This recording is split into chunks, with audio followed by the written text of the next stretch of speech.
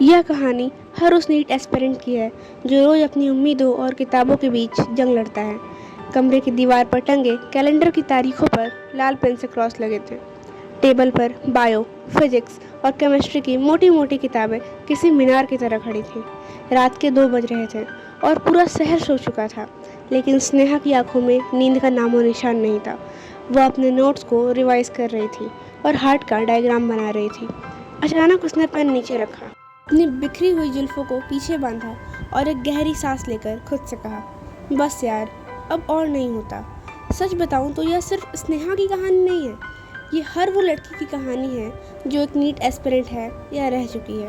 मैं खुद एक लड़की हूँ और एक नीट एस्पिरेंट भी रह चुकी हूँ, तो इसलिए यह कहानी हम सबके लिए है।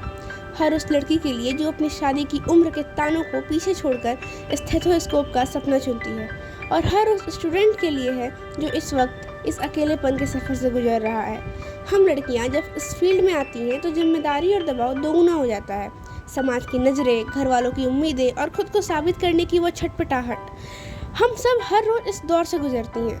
हम नीट वालों की ज़िंदगी सुबह अलार्म की आवाज़ से नहीं, बल्कि एक अजीब से डर के साथ शुरू होती है। आज कितने एमसीक्यू सॉल्व करने हैं, कल का बैकलॉग कैसे पूरा होगा। स्नेहा के साथ भी यही हो रहा था। उसके दोस्त कॉलेज लाइफ एंजॉय कर रहे थे, रील्स बना रहे थे, स्टेटस डाल रहे थे, और वह यहाँ एक छोटे से कमरे में बैठकर एनसीईआरटी की एक एक लाइन को चाट रही थी। कभी कभी तो उसे लगता था कि पूरी जिंदगी इस छोटे से कमरे में ही खत्म हो जाएगी। सोशल लाइफ, वह तो जैसे किसी दूसरे ग्रह की बात थी। रिश्तेदार फ़ोन करते तो बस एक ही सवाल पूछते, इस बार तो डॉक्टर बन रही हो ना। वह दबाव, वह सीने पर रखा भारी पत्थर हम सब महसूस करते हैं। एक दिन स्नेहा का मॉक टेस्ट का रिजल्ट आया और स्कोर था 520, कट ऑफ से बहुत दूर। अपना मार्क्स देखकर वह टूट गई और उसने अपनी माँ को फ़ोन किया और रोने लगी, मम्मी, मुझसे नहीं होगा, मैं अब थक गई हूँ। उसकी माँ ने बस एक बात कही, बेटा, डॉक्टर स्टेथोस्कोप से दिल की धड़कन नापते हैं। अगर तेरा खुद का दिल इतनी जल्दी हार मान जाएगा तो तू दूसरों का इलाज कैसे करेगी। तूने शुरुआत क्यों की थी, बस वो याद रख। यह बात स्नेहा के दिल में उतर गई, और यही बात मैं आपको भी याद दिलाना चाहती हूँ।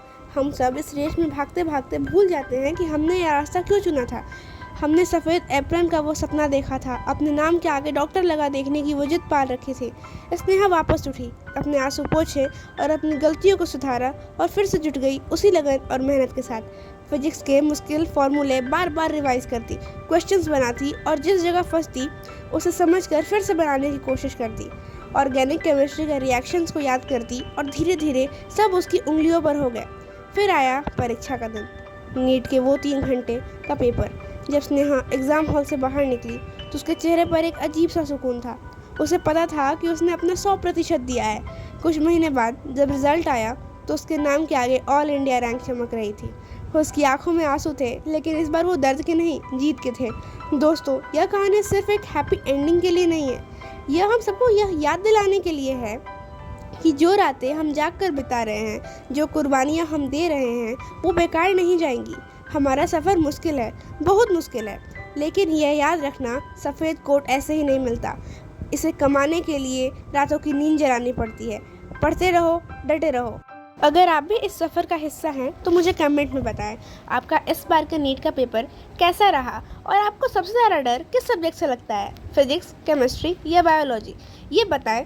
और आपको यह कहानी कैसी लगी, और अगर आप ऐसी और कहानियाँ देखना चाहते हैं तो हमारे चैनल को सब्सक्राइब करें। Thanks for watching, bye.